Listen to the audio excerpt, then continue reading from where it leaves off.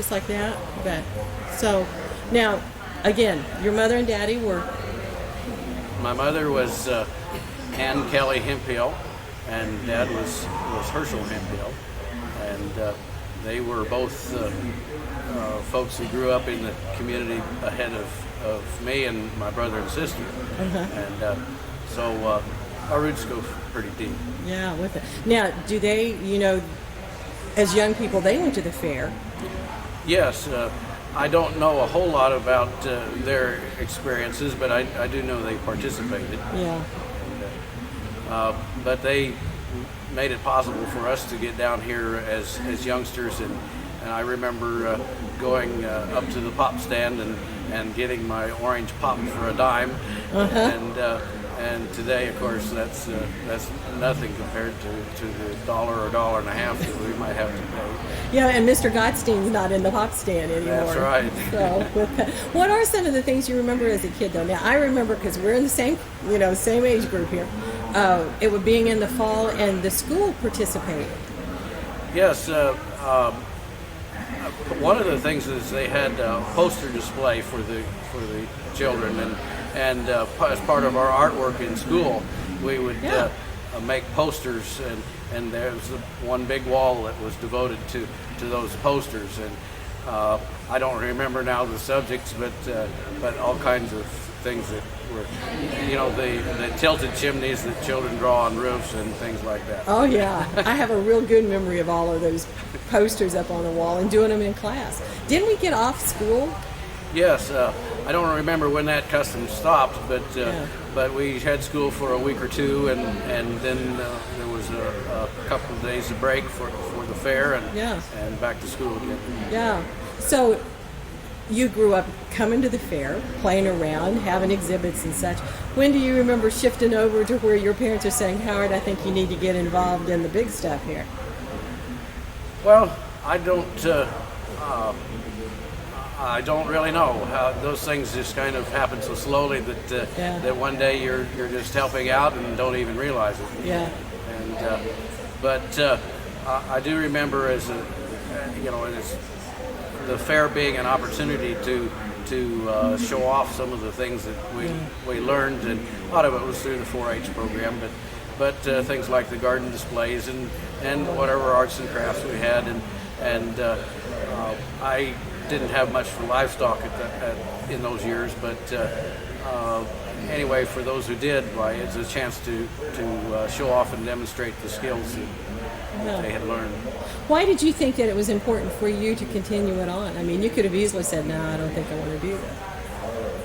Well, one of the major themes this year has been community, and I think that especially for those of us who have been in the community all our lives, we develop a deep sense of the importance of that community, and it doesn't matter so much what it is you're doing, but the fair is a vehicle that gives people a common purpose, and lets them share the common thread of all that is in each one's life, and so I think that's a very significant part of what the fair is to folks. Yeah, I think that's one of the main reasons it's lasted this long. Yes, I do. I've heard people say that they come back from wherever they might live today and see their friends and from years past, and then there are those who come and say, well, I had to do something to visit with my neighbors. Yeah, that's it. So sometimes in our private lives we let ourselves get a little isolated, and we don't talk with folks as often as we should, and so just things like this open doors for that deepening of the community spirit. Yeah, I'm sure that's one of the reasons why Liz likes to work in the pop stand. And being in the barn, wherever it is, because you get to see people. Mm-hmm. Yeah, that's for sure the case. Yeah, with it. What's the most pleasant memory you have of the fair?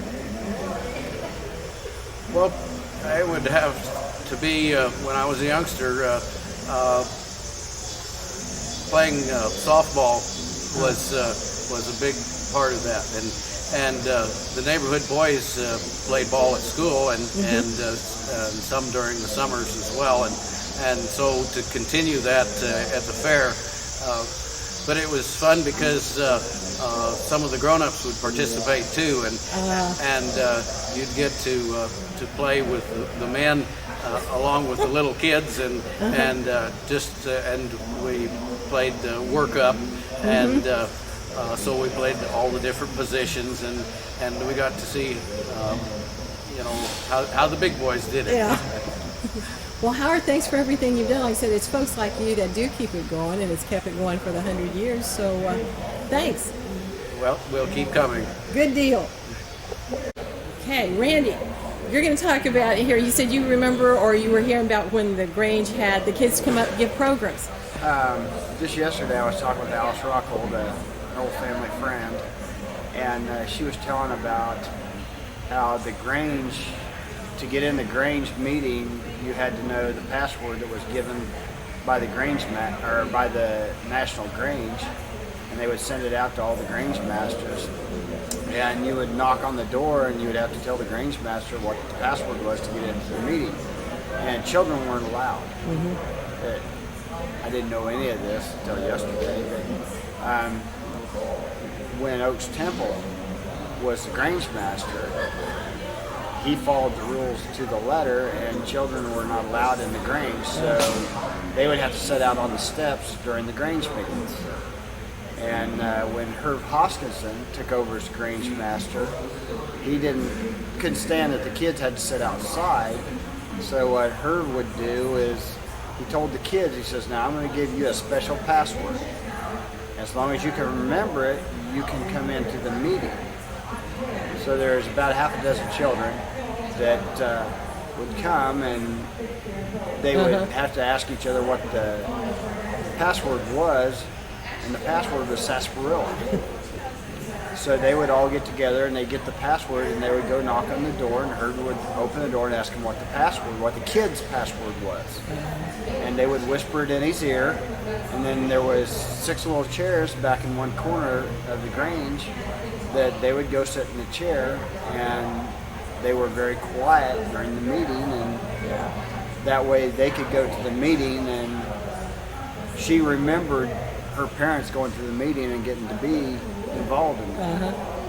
So yeah, I understand, because the kids used to give programs for the meetings and such. So yeah, that was a way of getting them in with it. But as a small child, the Grange was still active. My parents weren't involved in it, but we've been involved in the fair for years, and I can still remember moving stuff from the Grange Hall to the fairgrounds for the fair, and the members that were involved in it: Hubert and Herb Hoskinson, Oaks Temple, Max Moore, Murray Lawson, Fred Gottstein. So, and now your mom does an awful lot, and so you were brought up, I'm pretty well sure, of being in and out of here all the time. I've been involved in the tractor pull and different things throughout the fair. So. Yeah. Why do you think it keeps going? It's 100 years old. Why do you think it's lasted? A lot of things happen. It's a community gathering. It's the community comes together. I've watched the exhibits. They're not what they used to be, but at the same time, things have to change. You have to try new things, and the fair seems to keep trying new things all the time. I remember horse shows. They used to have the horse shows. We'd bring our Shetland ponies down. Yeah. Knew nothing about showing horses, but actually had some ribbons from the horse shows. Yeah. I think it was probably just a sympathy thing, because my old Shetland pony was cantankerous, but we garden tractor pulls. Can still remember getting paid a quarter or a dollar or whatever it was to ride the sled. And how cool that was. And the farmers would bring their farm tractors in just to pull them. Friday night I watched a guy pull an old Case tractor that was nothing like the Case tractor he pulled when he was a teenager down here at the fair, but he still comes to the fair, and so it's nice to see a little bit of history Yeah. For the young kids to see is the baling, the thrashing and stuff that was done yesterday, and a little bit of history lesson. It's important. Yeah. It's important. Well, Randy, appreciate it. Okay.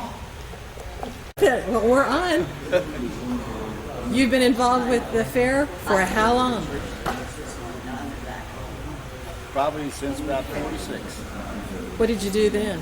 Well, I was a kid. I was in 4-H, started in 4-H. That's probably how it started. And making the posters that they used to hang in the old gymnasium over here. Yeah. Probably when it started. Yeah.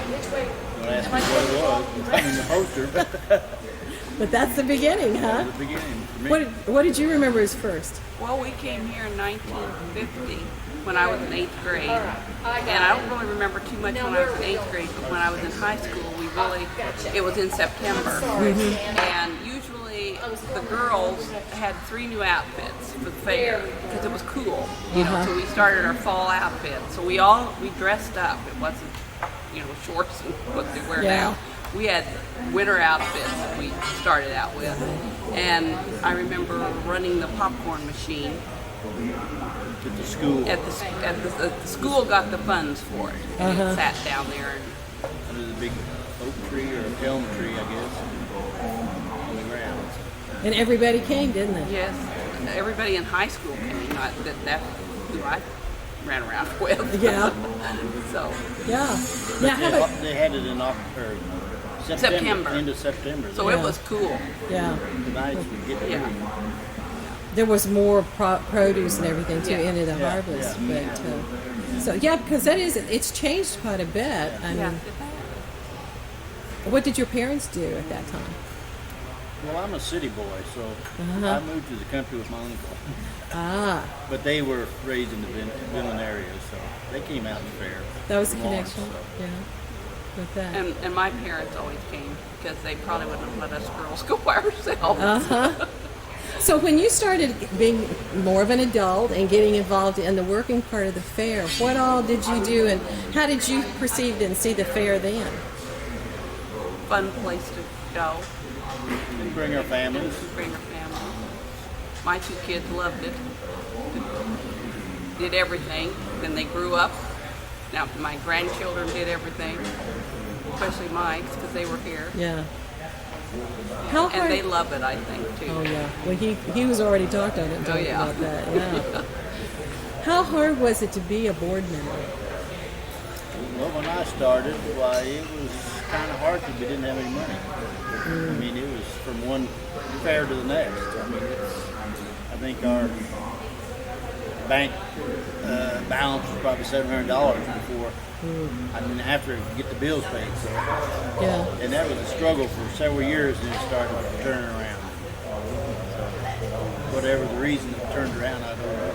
It took a lot of hard work. The board members So did the most county of the work. started giving us funds. And the county kicked in more funds. Yeah. And we started having a few more activities, like the pancake stuff, which brought in funds. Yeah, we took it back over that the Grange used to do, but they quit. So we kind of took it up, which usually close to $1,000 Yeah. That's pretty good. a year Yeah. profit. So. Yeah. But it still gets down to the community. It's a community effort that makes it go.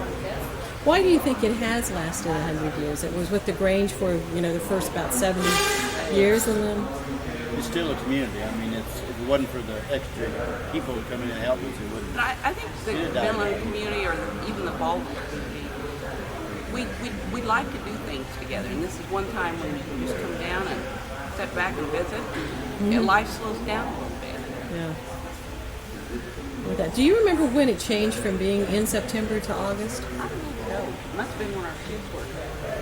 No, It's funny. I I just think don't. I was on the board when it happened. When I started in '85, so Yeah. somewhere maybe before that. Because we've asked several and they're not sure, and we wonder why it It's changed. funny how you don't remember Well, things we that probably happened. go back in the minutes and find Yeah. out. Oh yeah, with that. What's your fondest memory of the fair? I guess watching my grandkids. Yeah. How about you? Well, when I was growing up and I was on the board while the track was, I mean, looking back, I said, man, that was dangerous. I mean, you wouldn't even think about doing some things we did with the old sled that people got on for the weight and stuff like that. It's kind of scary now. Fun to watch. Oh yeah, Because we even let, I mean, I can remember Mike not being too long hopping on the kids were lined up to get on it, on the sled. 80 pounds. I mean, every kid that got on was 80 pounds. So as a parent, did you not have any questions about doing that at all?